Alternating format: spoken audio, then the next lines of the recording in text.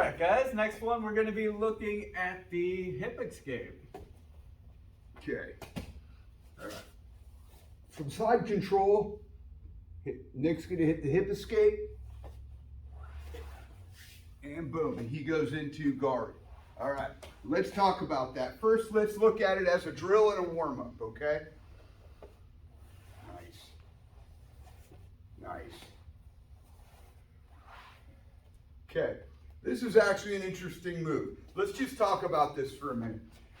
It incorporates some patterns that are actually faulty in normal human movement. I'm not talking about this pattern, but what happens? The big pattern we suffer from is forward collapse. Gravity pulls everybody forward. It's the big pattern, all right?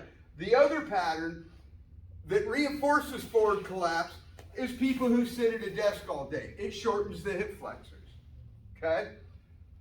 Now, when Nick does this exercise, go ahead. All right, look what he's doing here. He's engaging his glutes. He's going into extension, and then he goes into hip flexion. Boom. All right. Right? Okay, look. Shortened hip flexor, less shortened, but still shortened. What's the beautiful thing about this? Is that you're getting reciprocal, you're training the reciprocal muscles. My point in all this is that everybody in Western culture has shortened hip flexors. From sitting, right? Okay, all right. This will be an easy move for most people because their hip flexors are already shortened, right? Okay, come on back. But the key thing you want to train here is, come on in again, Nick, right? Where the weakness is going to be in most people, especially if you have a desk job, right? He's got to engage his glutes and go into extension first. This is where most people are going to have issues. We spend very little time here. We spend more time shortened here because this is what we do all the time, right?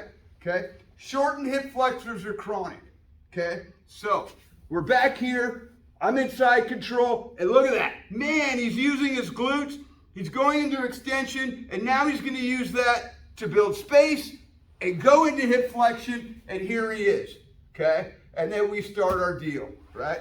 All right, let's talk about this, okay? What I've noticed is few people have problems doing this. That's a natural movement. We spend a lot of time there. What I would say is the hip extension, yeah? What I would say is that if you're using this hip escape as a warm-up, I would say equal time bridging, okay? Right? Bridging, all right? Okay? We want to get the opposite muscles because that's really where this thing starts, right? It starts by creating space. If Nick doesn't get that hip extension, if he doesn't come up and tries this, yeah, I mean, I'm just going to own him all day long and he's screwed, right? He's got to make that step, getting his hips up and creating space. Boom, that's all glutes.